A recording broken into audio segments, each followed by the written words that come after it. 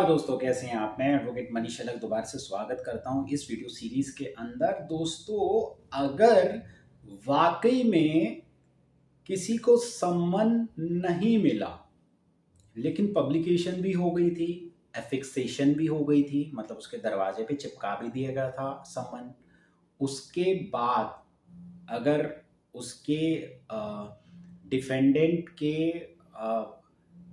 Against अगर decree आ गई है और वो अपील में गई, तो क्या वो अपील मानी जा सकती है? मतलब वो सम्मन जो हैं वो नल एंड वॉइड माने जा सकते हैं? जी, चलिए इसके बारे में देखते हैं। ये केस है दोस्तों Punjab and Sindh bank versus Ramji Das Khanna का। इसके ये अपील का केस था। बेसिकली निचली अदालत के अंदर सम्मन मिलने के बावजूद, अफिक्सेशन के बावजूद, जब डिफेंडेंट नहीं आया तो उसके अगेंस्ट जजमेंट सुना दी गई थी। इसी के कारण ये केस अपील में गया, हाई कोर्ट में गया। अब अपील में ये कहा गया कि हमें सम्मन तो मिला ही नहीं, ये तो गलत एड्रेस है और मैं तो बाहर गया था। तो जब इसकी तशतीफ की गई तो ये पता लगा, बाकी सारी चीज़ें तो फॉर्मेलिटी के साथ ही हुई थी। देखिए, सम्मन ऐसा नहीं है कि सम्मन सिर्फ एक फॉर्मेलिटी के लिए आपको देना। एक्चुअली में ड्यू इंटेलिजेंस के साथ आपको एश्योर करना है कि वो उस बंदे को मिला है या नहीं मिला। इस पर्टिकुलर केस में क्या हुआ था कि जब वो केस में गए, जब वो सम्मन देने गए तो वहाँ पे वो घर पे नहीं थे, तो उन्होंने वहीं उसको एफिक्स करके आ गए थे। वो उन्होंने ये नहीं देखा कि वो एक्चुअली उनका एड्रेस है या नहीं है, उन्होंने उनको दोबारा कांटेक्ट करने की कोशिश नहीं करी थी। ये एक सिर्फ फॉर्मेलिटी की गई थी। बल्कि हमारे जो रूल्स हैं ऑर्डर 37 के अंदर, वो ये कहते हैं कि उनको ये रिपोर्ट में अपनी लिखना होता है कि कितनी बार उन्होंने कोशिश करी सम्मन देने की, और ना, और ये एश्योर किया या नहीं किया कि वो वहां पे रहता है या नहीं रहता। तो जब ये चीज रिपोर्ट निकाली तो वो रिपोर्ट जो थी वो ठीक नहीं थी, क्योंकि एफर्ट्स वर नॉट मेड।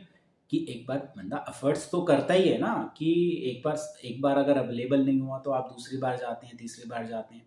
तो ऐसा कुछ भी नहीं था। जो कंप्लेंट थी वो भी नहीं चिपकाई गई थी। तो इसके अंदर ये अपील मान ली गई थी, एक्सेप्ट कर ली गई थी, और जो समन्स थे, सम्मन को इनवैलिड प्रूव कर दिया था, इनवैलिड घोषित कर दिया था दिल्ली हाई कोर्ट ने, ये कह के कि प्रॉपर प्रोसेस फॉलो नहीं हुआ। प्रोसेस क्या होता है कि आप जाते हैं, आप पता करते हैं ये बंदा वहाँ रहता है कि नहीं रहता, वो अभी कहाँ पे है।